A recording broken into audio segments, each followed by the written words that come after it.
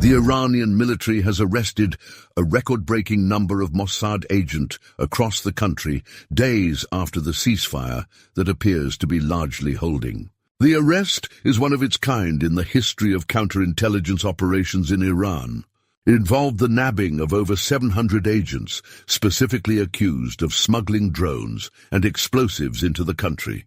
Iran's counterintelligence operations might have explained the reason why Israel was severely powerless to inflict a Lebanon-style Mossad shocker on Iran. The Iranian military intelligence unit was so activated that they carefully dismantled the CIA Mossad structure and effectively made Israel powerless and toothless. According to report, the Islamic Republic early this morning executed 3 people it accused of collaborating with Israel. Those executed were named as Idris Ali, Azad Shojai, and Rasul Ahmad Rasul, saying they smuggled equipment used in the assassination of one unnamed person. The men were arrested and tried for cooperation favoring the Israeli regime, and the sentence was carried out this morning after they were hanged.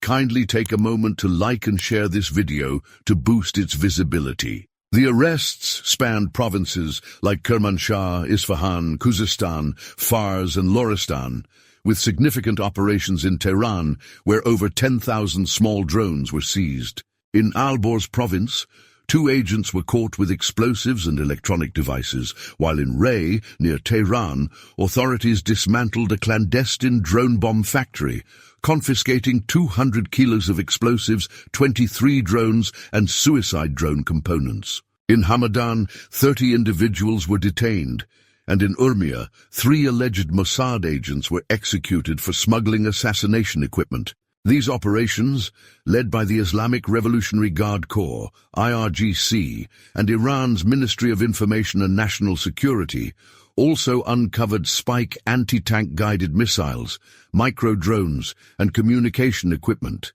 indicating a sophisticated network aimed at sabotage and targeted killings. Meanwhile, the scale of the arrests suggests Israel's network was far more extensive than previously acknowledged, relying on local collaborators, foreign operatives, and advanced technology to infiltrate Iran's defenses. Iranian state media reported that the detained included individuals accused of providing strategic site locations, personnel details, and technical support to Mossad, with some meeting Israeli agents abroad. The execution of Majid Mosayebi in Isfahan on June 16th, followed by 3 others in Urmia, underscored Iran's resolve to punish alleged collaborators harshly, with judiciary officials vowing swift trials. Codes on X echoed this narrative, with one user claiming 36 Mossad and Ukrainian agents were among those arrested, alongside a cybersecurity cell and trucks of explosives. Iran's success in this crackdown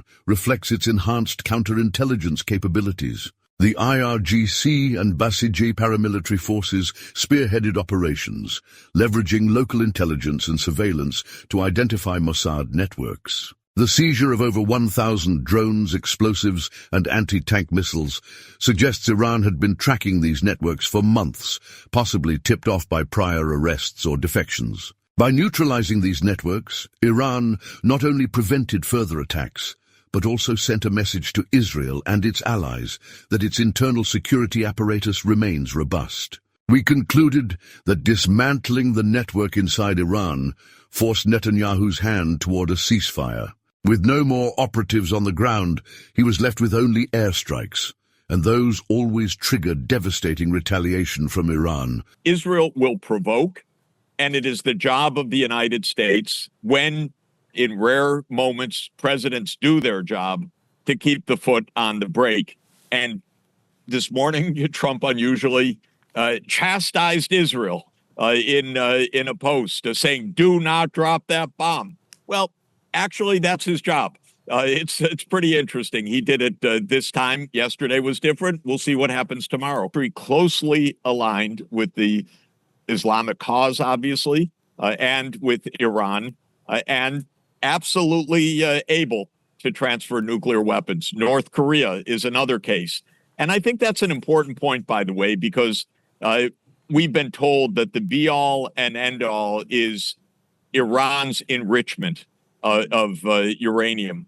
That is not the true issue at stake here. The true issue at stake is Israel vulnerable by its own actions to a nuclear attack on Israel? The answer is yes. Does Israel create more security for itself the way that it operates? My answer is no. It makes Israel more and more dangerous. Not only did we see, obviously, that the Iron Dome ain't so iron, and that there were easily, it was not hard to penetrate the air defenses in Israel. But Israel seems to think that Iran is the end of the story, and it is not the end of the story. There are 57 countries in the Organization of Islamic Cooperation that are absolutely dead set against what Israel is doing. The vast majority of the world is dead set against it. When you ask about Russia and China, it is their fundamental purpose not to be thrown under the bus of the United States. This is the basic point. They want a multipolar world, not a U.S.-dominated world. And they are succeeding in that because the U.S. does not have the means, the power, in my view, the interest, but put that aside, the means or the power to make a U.S.-dominated world, despite what Washington has believed for more than 30 years. So Russia and China are careful. China's very precise. I think it's a cliche, but it's also true that Russia plays chess, China plays Go, and the United States plays poker. One hand at a time, very quick, not any long-term strategy, just go for the hand. I like that. I think that China and Russia bided their time in the first days. But the point was, really, Iran was not decapitated and with regime change, nor was it stopped in its ability to do great damage inside Israel up until the very last moment, which really irks the Israelis that it was the last exchange of missiles in this case was Iran's. And then Israel tried to violate the timeline and launch another one so it could be last. And that's when Trump said, no, stop. We already have an understanding about the chronology. So we are watching step by step the emerging of a true multipolar world where other powers that don't love the United States, they don't hate it, by the way, they just don't want to be subservient. The arrests and executions are not just a tactical setback. They are deep, systemic failure that has shattered the illusion of Israeli supremacy in intelligence warfare. For decades, Mossad was mythologized as an untouchable ghost force, able to strike anywhere without consequence. Netanyahu basked in this mythology, using every assassination, every explosion, every cyber attack on Iranian infrastructure as a political prop. He turned espionage into theater. But in doing so, he underestimated Iran's resilience, its vast counterintelligence web, and its strategic patience. Iran, rather than responding rashly, worked methodically, studying Mossad's patterns, tracking its operatives, and ultimately springing a trap that has left Israeli intelligence agencies scrambling in disarray. This is more than a symbolic blow.